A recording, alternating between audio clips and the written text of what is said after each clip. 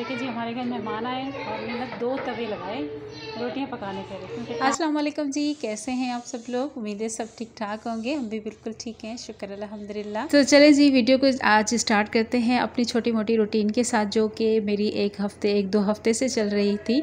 थोड़े से क्लिप में मैंने रिकॉर्ड कर दिए थे, मैं आप लोगों के साथ शेयर करूँगी। हमारे यहाँ मेहमान आए थे तो हम लोग जो है वो रोटियाँ पका रहे थे। मैं पहले तैयार खाना वगैरह सालन मैंने तैयार कर दिया था, और फिर जब मेहमान आए थे, हमारे रिलेटिव आए थे, तो मैं रोटियाँ पकाने लगी थी। मैं और मेरी नंद मेरी हेल्प कर रही थी।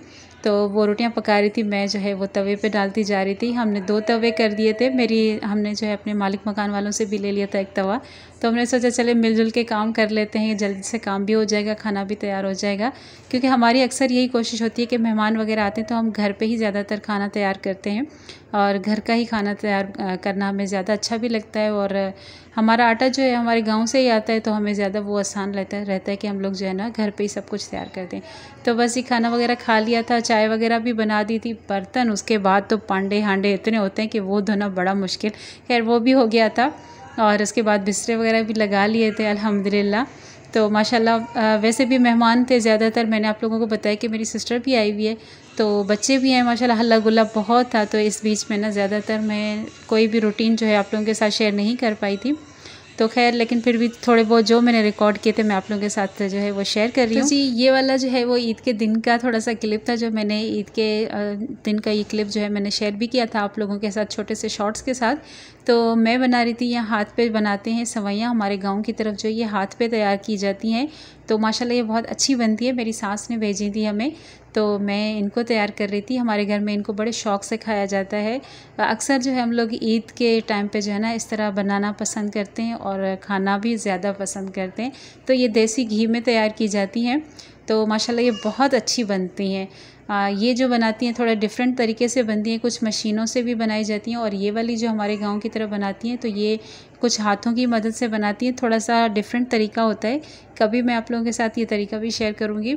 तो मैंने जो है इनको पहले तवे पे जो है इनको सेक लिया था हल्का सा, और उसके बाद फिर मैंने इनको पानी में उबाल के, जैसे कि हम लोग नूडल्स वगैरह मैगी वगैरह बनाते हैं, तो इस तरह से जो है वो मैक्रोनी वगैरह तो इस तरह से मैंने इनको पहले उबाल लिया था। और उबाल के उसके बाद जी मैंने ये जो है ना एक खुले बर्तन में बनती हैं, क्योंकि इनको चलाया जाता है तो ताकि ये टूटे ना।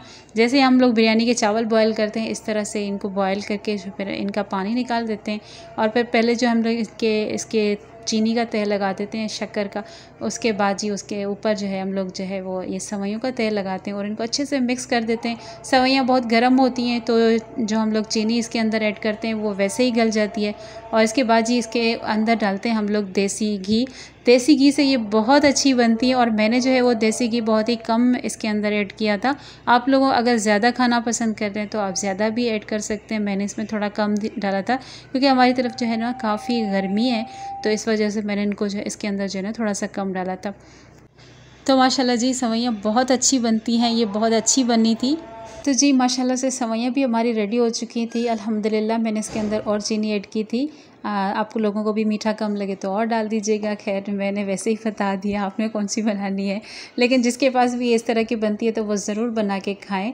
तो माशाल्लाह जी हमारी सवैयाँ भी रेडी हो चुकी हैं, और साथ में मेरे भाई जो है वो हलवा पूरी का नाश्ता भी लेकर आए थे, नमाज़ पढ़ने के थे, तो वापसी में वो भी लेते हुए आए थे।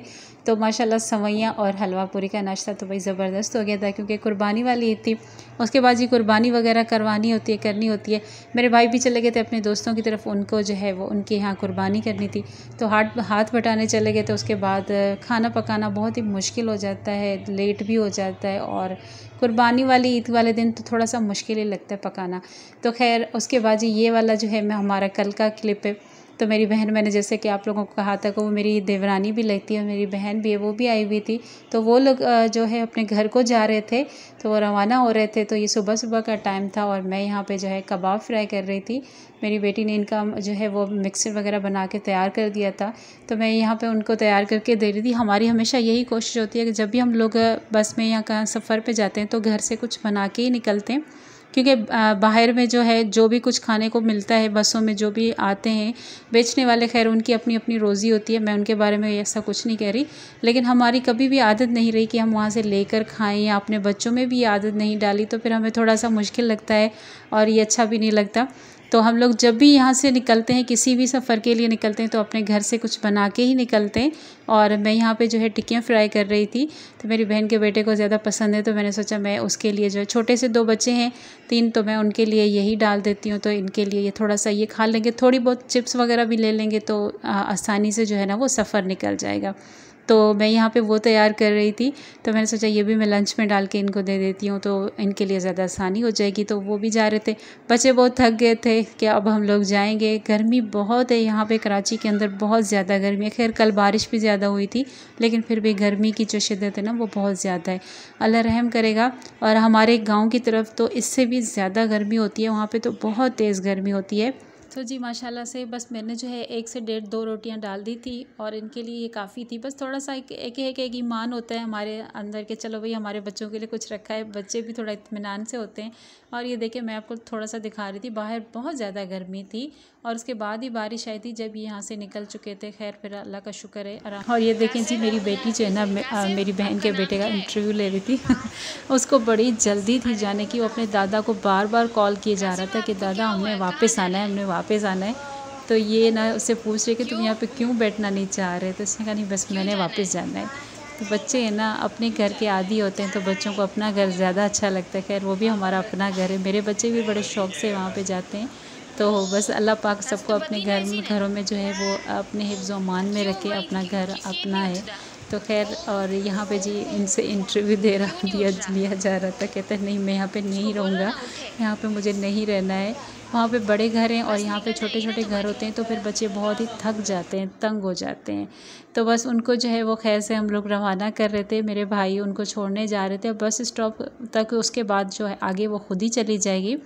तो ये बस मेरा थोड़ा सा रूटीन था जो मैंने आप लोगों के साथ शेयर किया। दुआओं में मुझे याद रखिएगा। मुझे दीजिए इजाज़त। अल्लाह हाफ़िज़।